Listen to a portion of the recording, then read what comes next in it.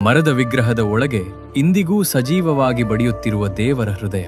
ಸಾವಿರಾರು ವರ್ಷಗಳಿಂದ ವಿಜ್ಞಾನಿಗಳಿಗೂ ಭೇದಿಸಲಾಗದ ಈ ಮಹಾರಹಸ್ಯವಿರುವುದು ಒಡಿಶಾದ ಪೂರಿ ಜಗನ್ನಾಥ ದೇವಸ್ಥಾನದಲ್ಲಿ. ಇಲ್ಲಿ ಪ್ರತಿದಿನ ಮಾಡುವ 56 ಬಗೆಯ ನೈವೇದ್ಯಗಳು ಎಷ್ಟು ಜನ ಭಕ್ತರು ಬಂದರೂ ಕಡಿಮೆ ಆಗುವುದಿಲ್ಲ, ಹಾಗಂತ ಯಾವತ್ತೂ ಉಳಿಯುವುದೂ ಇಲ್ಲ. ಆದರೆ ಅಸಲಿ ರಹಸ್ಯವಿರುವುದು ಗರ್ಭಗುಡಿಯಲ್ಲಿರುವ ಆ ಮರದ ವಿಗ್ರಹಗಳಲ್ಲಿ. ಈ ಮರಕ್ಕೆ ಎಂದಿಗೂ ಗೆದ್ದಲು ಹಿಡಿಯುವುದಿಲ್ಲ, ಕೊಳೆಯುವುದಿಲ್ಲ, ಬೆಂಕಿಯಲ್ಲೂ ಸುಟ್ಟು ಹೋಗುವುದಿಲ್ಲ. ದ್ವಾಪರ ಯುಗದಲ್ಲಿ ಶ್ರೀಕೃಷ್ಣನು ದೇಹವನ್ನು ತ್ಯಜಿಸಿದರೂ ಅವರ ಹೃದಯ ಮಾತ್ರ ಸಜೀವವಾಗಿಯೇ ಉಳಿದುಕೊಂಡಿತ್ತು. ಆ ಹೃದಯ ಸಮುದ್ರದಲ್ಲಿ ತೇಲಿ ಬರುವ ಒಂದು ಮರದ ದಿಮ್ಮಿಯಲ್ಲಿರುತ್ತದೆ ಎಂದು ರಾಜನಿಗೆ ಕನಸಿನಲ್ಲಿ ಆದೇಶ ಬರುತ್ತದೆ. ಸಿಕ್ಕಿದ ಆ ಮರದ ತುಂಡನ್ನು ಕೆತ್ತಲು ಯಾವ ಶಿಲ್ಪಿಯ ಆಯುಧಗಳೂ ಕೆಲಸ ಮಾಡುವುದಿಲ್ಲ.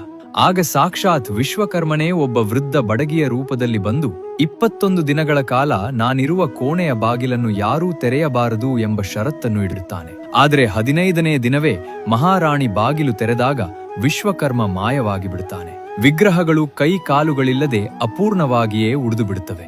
ಆದರೆ ನನ್ನನ್ನು ಹೀಗೆಯೇ ಸ್ವೀಕರಿಸಿ ಎಂಬ ಅಶರೀರವಾಣಿ ಕೇಳಿ ಬಂದಿದ್ದರಿಂದ ಅದೇ ವಿಗ್ರಹಗಳನ್ನು ಪ್ರತಿಷ್ಠಾಪಿಸಲಾಯಿತು. ಇಂದಿಗೂ ಪ್ರತಿ 12 ವರ್ಷಗಳಿಗೊಮ್ಮೆ ಹಳೆಯ ವಿಗ್ರಹಗಳ ಜಾಗದಲ್ಲಿ ಹೊಸ ವಿಗ್ರಹಗಳನ್ನು ಬದಲಾಯಿಸಲಾಗುತ್ತದೆ. ಆ ಸಮಯದಲ್ಲಿ ಇಡೀ ಊರಿನ ಕರೆಂಟ್ ತೆಗೆದು ಕಾರ್ಗತ್ತಲೆ ಮಾಡಲಾಗುತ್ತದೆ.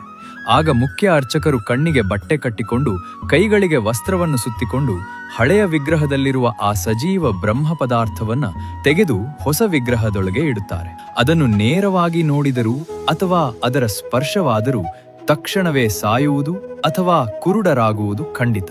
ಹಾಗಾದರೆ ಶ್ರೀಕೃಷ್ಣನ ಸಜೀವ ಹೃದಯ ಬಡಿಯುತ್ತಿರುವ ಆ ಪುರಿ ಜಗನ್ನಾಥನನ್ನ ಜೀವನದಲ್ಲಿ ಒಮ್ಮೆಯಾದರೂ ದರ್ಶನ ಮಾಡಿಕೊಳ್ಳಬೇಕು ಅಲ್ವಾ?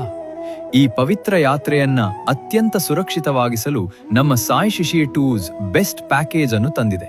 ಕೂಡಲೇ ಈ ವಿಡಿಯೋವನ್ನು ಲೈಕ್ ಮಾಡಿ, ಕಾಮೆಂಟ್ಸ್ನಲ್ಲಿ ಪುರಿ ಜಗನ್ನಾಥ್ ಎಂದು ಕಾಮೆಂಟ್ ಮಾಡಿ.